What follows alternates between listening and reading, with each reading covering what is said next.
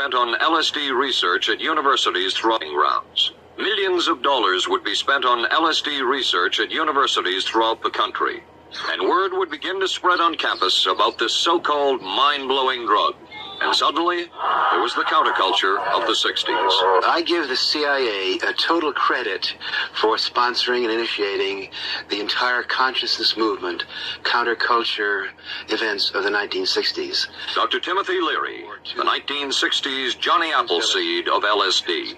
The CIA funded and supported and encouraged hundreds of young psychiatrists to experiment with this drug. The fallout from that was that the young psychologists began taking it themselves, discovering that it was an intelligence-enhancing, consciousness-raising experience. I know that some of the studies in which the CIA had supported used as subjects people who later became strong proselytizers of LSD. So, in that sense, yes, I think that did sustain the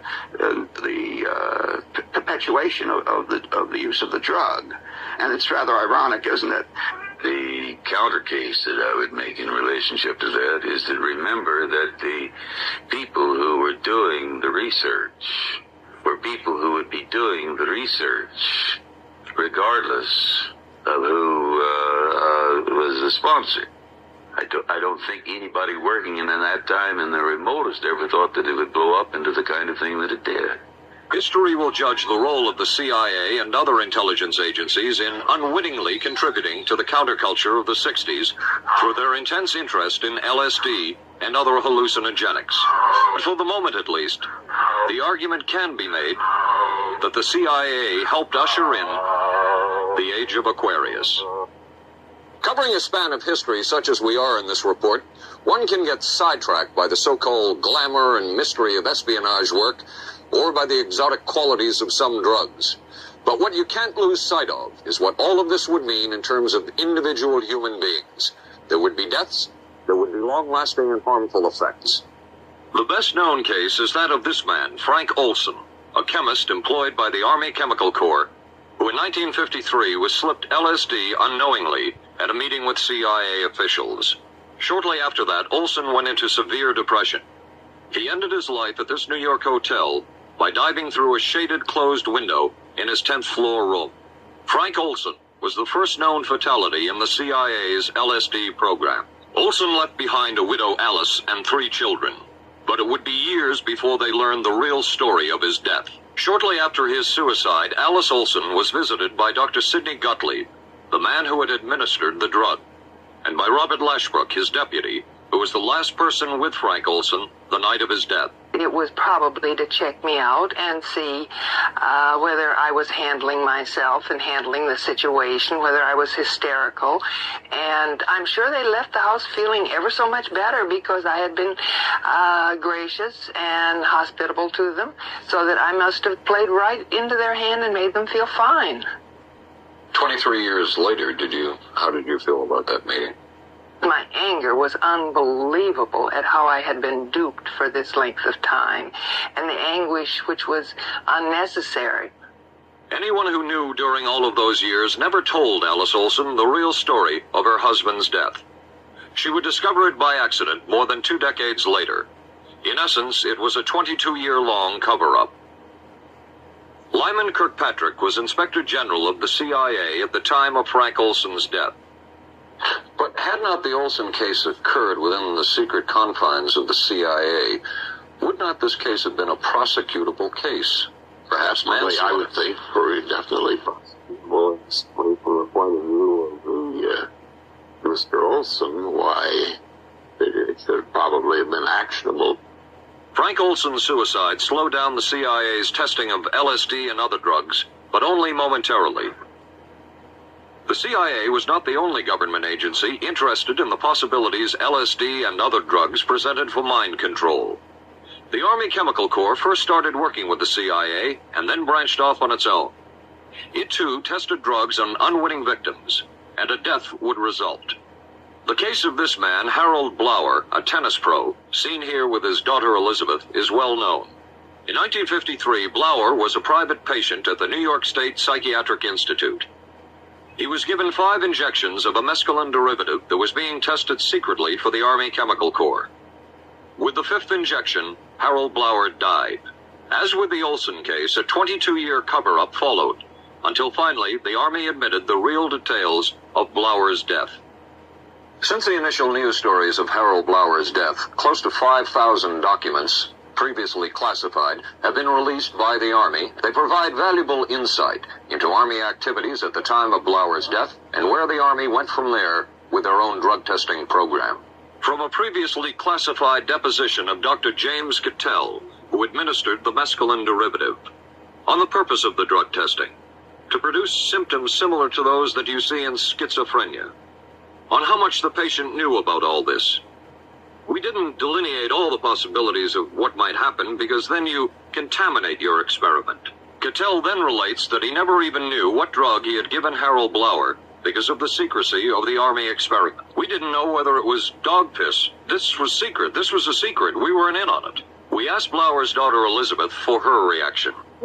How can anybody react to that? I mean, that is so far from what you'd expect from a human being, never mind a doctor, never mind a professional specialist who's supposed to care about people's minds.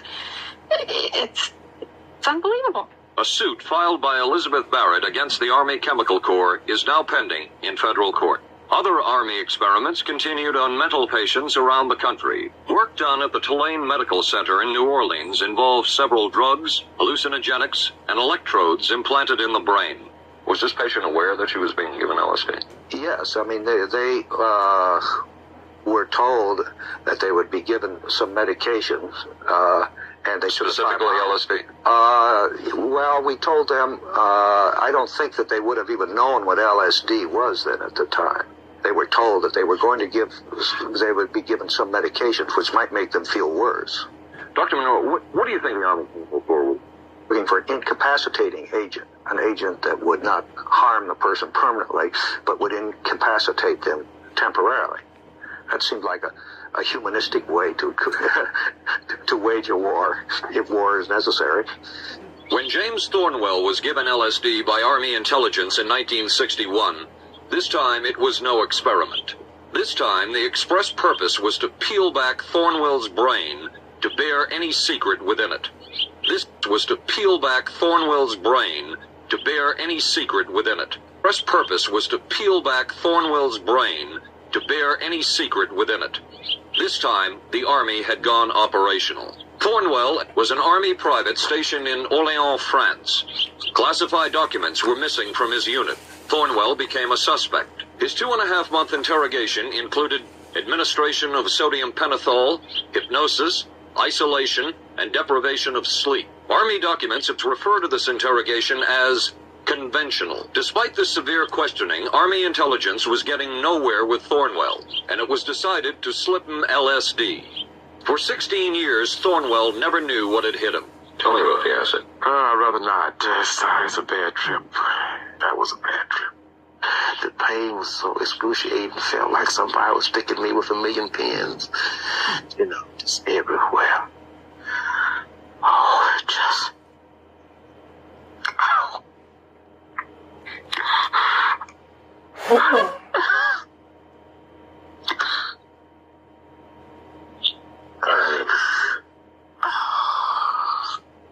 I walked around. What's up? I can talk. I lived through it. No charges were ever brought by the Army against Thornwell. He was discharged for psychological disorders. But an Army psychiatric was discharged for psychological disorders. But an Army psychiatric evaluation of Thornwell, one which was done prior to Thornwell having been given LSD, says of him, fairly cooperative, oriented, alert, and gave no evidence of psychosis or depression. From the Army's point of view, this type of LSD interrogation was a success. Other documents refer to the exploitability of interrogation subjects, cracking them, keeping them off balance mentally, and providing an economical, speedy, and productive aid to interrogation. From James Thornwell's point of view, it was no success. Thornwell still has serious problems. He's run through 2 marriages, he maintains he can't hold a job, can't concentrate, has nightmares, and feels socially and emotionally isolated. Serious problems. He's run through 2 marriages. He maintains he can't hold a job, can't concentrate, has nightmares, and feels socially and emotionally isolated. Last fall, Thornwell filed suit against the government in federal court. In a moment, we will examine the closest experimentation to brainwashing that we have uncovered. By far, the most chilling experiments we have uncovered took place at this Gothic estate called Raven's Crag, halfway up Mount Royal in Montreal. It houses the Allen Memorial Institute of Psychiatry of McGill University. It was here that the CIA funded a series of experiments, severe experiments. It was here that the CIA funded a series of experiments, severe experiments. It was here that the CIA funded a series of experiments, severe experiments. It was here that the CIA funded a series of experiments, severe experiments. The work was done by the Institute's then director, Dr. Ewan Cameron. It is the closest experimentation to brainwashing yet disclosed. His work, unprecedented in psychiatry, consisted of 3 areas which he called sleep therapy, psychic driving, and the ultimate depatterning. Dr. Maurice Dongier, current head of the Allen Memorial Institute. In his psychic driving, so-called type of therapy, he would give the patient intensive electric treatment in order to make the patient regress deeply, become forgetful, and then he would attempt to implant new ideas in the mind of the patient. Now, to a layman, it would appear that Dr. Cameron was trying to take the slate and new ideas, and then he would attempt to implant new ideas in the mind of the patient. Now, to a layman, it would appear that Dr. Cameron was trying to take the slate and wipe it clean, the slate being the mind. In other words, brainwashing. Exactly, that's a very good comparison. Brainwashing. Yes. Right. Val Orlico of Winnipeg, Canada, the wife of a member of the Canadian Parliament, was a patient of Dr. Cameron's. She entered the Allen Memorial Institute because of severe depression. She describes for the first time publicly the LSD therapy and psychic driving treatment that she was given by Dr. Cameron. And then the drug began to take hold very rapidly because it was an IV injection. And things became very furry and very frightening. Things became very furry and very frightening.